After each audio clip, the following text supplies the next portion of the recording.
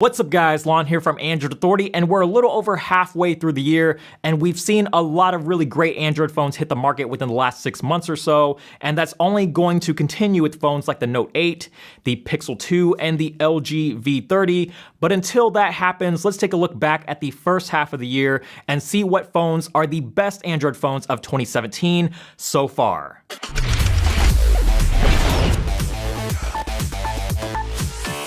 Now before we get started, this list is in no particular order, but something to keep in mind with this best Android phones of 2017 list is that we'll be hitting the high end, middle, and low end, so it's not limited to just flagships. Naturally, flagships will make up a pretty big chunk of this list, but we'll be hitting a wide variety of price ranges as we go through this list. With that being said, kicking things off at number 1 is the Samsung Galaxy S8/S8 Plus.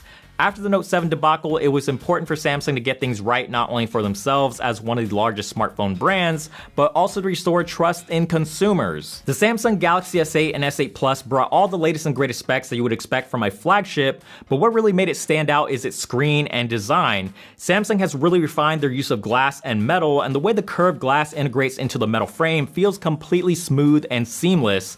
Not only does it look great, but it feels extremely comfortable to hold. The screen is also incredible to look at and arguably the best screen on a smartphone right now.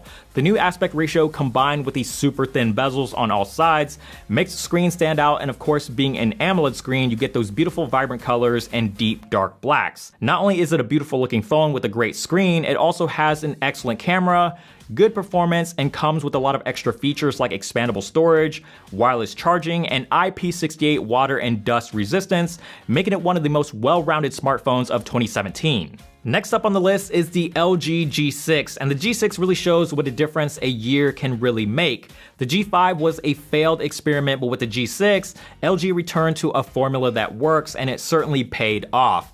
It was the first major phone of 2017 that featured this new 18:9 aspect ratio with thin bezels, and while it may not look quite as flashy sitting next to the S8, the screen is still fantastic. LG did a great job of taking advantage of this taller and narrow screen with their software, which also saw a lot of improvements in terms of being a cleaner and easier to use experience. It may not have shipped with the latest Snapdragon 835, but the performance has held up quite well, and it offers some pretty excellent battery life. Depending on your region, you'll also get other nice features like a quad DAC or wireless charging, but the other main attraction to the G6 is the dual cameras on the back. It takes fantastic photos, and the wide-angle lens is a ton of fun to use. It makes it a lot easier to fit more into the frame, and you can take some pretty breathtaking landscape shots. Our next phone comes from HTC with the U11. After the HTC U Ultra ultimately turned out to be a flop, HTC really needed to hit one out of the park, and they totally did that with the U11. They didn't follow in the footsteps of Samsung and LG with the tall, narrow, and practically bezel-less screens, but this is still one gorgeous looking phone and comes in some very eye-catching colors and finishes. It was a phone that ultimately checked all the right boxes. It has fast performance, a clean software experience, exceptional battery life, and a camera that can go toe-to-toe with Samsung and LG. It may not have a headphone jack, but the audio experience on the U11 is one of the best that you'll find on a smartphone right now. The external speakers are extremely crisp and loud, and the ViewSonic earbuds with active noise cancellation sound pretty incredible for a pair of earbuds. Every smartphone, of course, has at least one gimmick or defining feature, and the standout feature here with the U11 is EdgeSense. This is HTC's phone squeezing technology, and squeezing your phone to launch an app or a specific function may sound weird at first, but once you wrap your head around it, it feels surprisingly intuitive. The U11 is a phone that you definitely shouldn't overlook if you're on the lookout for a new smartphone. Another company attempting to make a comeback is BlackBerry with the BlackBerry Key 1, and the Key 1 is arguably their keystone to mounting that comeback and restoring their image as a legitimate smartphone brand with the help of TCL. With the Key 1, BlackBerry went back to what essentially makes a BlackBerry.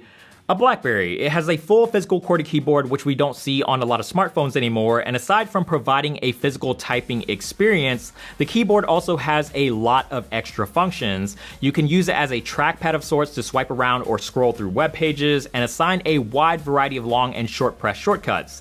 This makes it really great for getting in and out of things quickly and for productivity, and with BlackBerry's best-in-class security, you won't have to worry about any sensitive information you have stored on this phone. It may not be the fastest phone on the block, but with the Snapdragon 625 paired with a pretty hefty battery, this allows for some pretty long-lasting battery life, which is definitely a must-have for a phone that is meant for getting work done.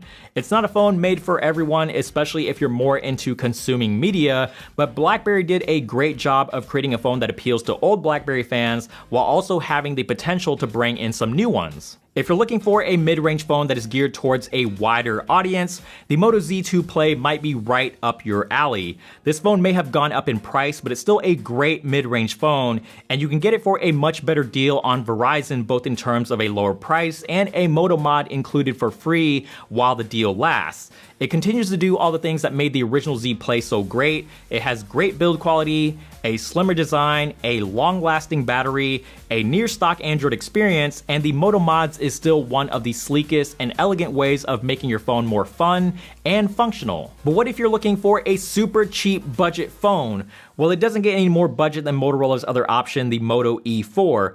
Motorola's always done a great job with balancing performance and price, and with this phone being so cheap, it's almost a steal. It's $70 if you buy it from Verizon, and as an unlocked phone, that price does go up to $130, but that's still ridiculously affordable. For the money, you're getting a pretty decent phone with a quad-core processor, 2 gigs of RAM, a 5-inch 720p display, Android 7.1.1 Nougat, an 8-megapixel rear camera, a fairly hefty 2800 mAh battery, a water-repellent body, and it even comes with a fingerprint sensor. It's not exactly a phone that's going to blow your socks off, but it's a solid package overall, and with a price tag that isn't going to break the bank, it's hard to really complain. Rounding out this list, we have the OnePlus 5, and even though the price of the OnePlus has increased over time, it's still the best bang for the buck smartphone you can buy. The release of the OnePlus 5 certainly wasn't without its controversy, and some of the criticisms are well deserved, but that doesn't mean the OnePlus 5 isn't a great phone. You'd be hard-pressed to find another phone that offers a better price to performance ratio, and you definitely get a lot of performance with the 8GB of RAM and Snapdragon 835. Being offered at a lower price than most flagships does mean that this phone has a few shortcomings, but overall it competes really well. It has a great metal design, dual cameras, a clean stock-like Android experience with Oxygen OS, and charges insanely quickly with OnePlus's dash charging technology. It may not be the same impulse buy that it once was, but it's still the best flagship you can buy for a not-so-flagship price. And that completes our list of the best Android phones of 2017 so far. There's still a lot left in the year and plenty of great Android phones to be released, and we'll certainly update this list as that time comes.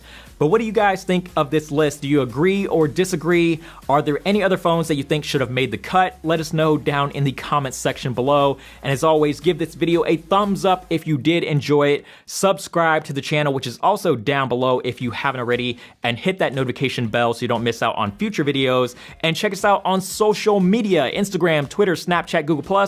All that good stuff will be linked down below. And as always, check the website as well, AndroidAuthority.com, because we are your source for all things Android.